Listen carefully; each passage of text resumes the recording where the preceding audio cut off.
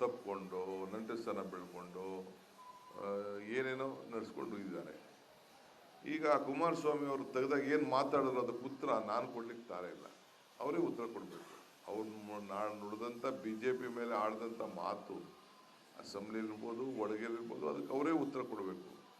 ಅವ್ರಿಗೂ BJPಗೂ ಎಷ್ಟು ದೂರ ಇದೆ ಅಂತೇಳಿ, ಗೌಡ್ರು ಏನು ಹೇಳ್ತಿದ್ರು BJP ಮೇಲೆ, ಇವೆಲ್ಲ ಕೂಡ ಅವರೇ ಉತ್ತರ ಕೊಡಬೇಕು. ನಾನು ಅದಕ್ಕೆ ಉತ್ತರ ಕೊಡೋಕ್ಕೆ ನಾನು ಹೋಗುದಿಲ್ಲ. ಸೊ ರಾಜಕಾರಣ ಹಿಂಗಿರ್ಬೇಕಾದ್ರೆ ನಮಗೆ ನಾಚಿಕೆ ಆಗ್ತದೆ. ನಾವು ಸಿದ್ಧಾಂತದ ಮೇಲೆ ನಾವು ರಾಜಕಾರಣ ಮಾಡೋದು, ನೀತಿ ಮೇಲೆ ರಾಜಕಾರಣ ಮಾಡೋದು. ಅಧಿಕಾರ ಬರ್ತದೆ, ಅಧಿಕಾರ ಹೋಗ್ತದೆ. ಸೊ ಅವರೇ ಉತ್ತರ ಕೊಡಲಿದೆ.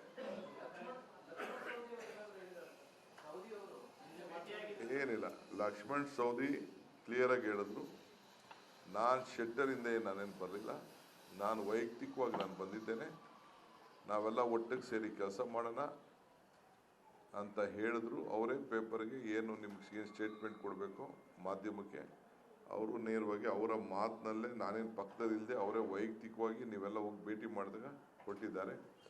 You will be an asset to the party, you will be a leader to the party.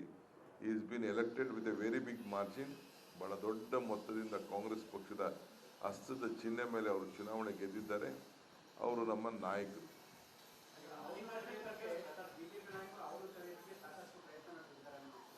ಸೆಳಿ ಇದ್ದರೆ ಯಾರನ್ನು ಬಿಡ್ತಾವ್ರೆ ಅಂತ ತಿಳ್ಕೊಂಡಿದ್ದೀರಿ ನೀವು? ಎಲ್ಲರಿಗೂ ಪ್ರಯತ್ನ ಮಾಡ್ತಾರೆ. ನಾನು ಹೆಸರು ಹೇಳೋದು ಬೇಡವಾ? ನಮಗೂ ಅದೇ ಕೆಲಸ, ನಮಗೂ ಗೊತ್ತಿದೆಯಲ್ಲ.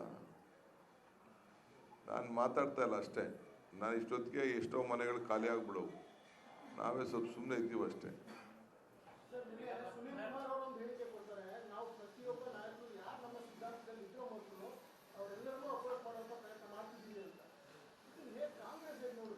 ಸರಿ, ನಮ್ಮಿಂದ ಹೋಗೋರಲ್ಲ, ಅವ್ರಿಗೆ ಯಾವ ಸಿದ್ಧಾಂತ ಕೊಡ್ತಾವ್ರ, ಅವ್ರು ಪಾಠ ಹೇಳ್ತಾವ್ರ, ಅವರೆಲ್ಲ ಆ ಸಿದ್ಧಾಂತ ಒಪ್ಕೊಬಿಟ್ಟವ್ರ. ಅವ್ರ ಕ್ಷೇತ್ರದ ಕಾರ್ಯಕರ್ತರು ಕೇಳಿ ಹೇಳ್ತಾರೆ.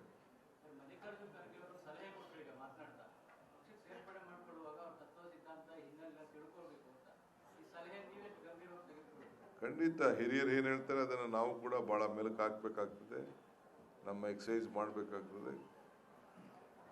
ಕೆಲವು ವಿಚಾರದಲ್ಲಿ ನಾವು ಹಿರಿಯರ ಸಲಹೆ ಭಾಳ ಮುಖ್ಯವಾಗಿ AICC ಅಧ್ಯಕ್ಷರು ಅವ್ರು ಏನು ಹೇಳ್ತಾರೆ ಅದನ್ನು ನಾವು ಗಮನದಲ್ಲಿ ಇಟ್ಕೊಳ್ಬೇಕಾಗ್ತದೆ.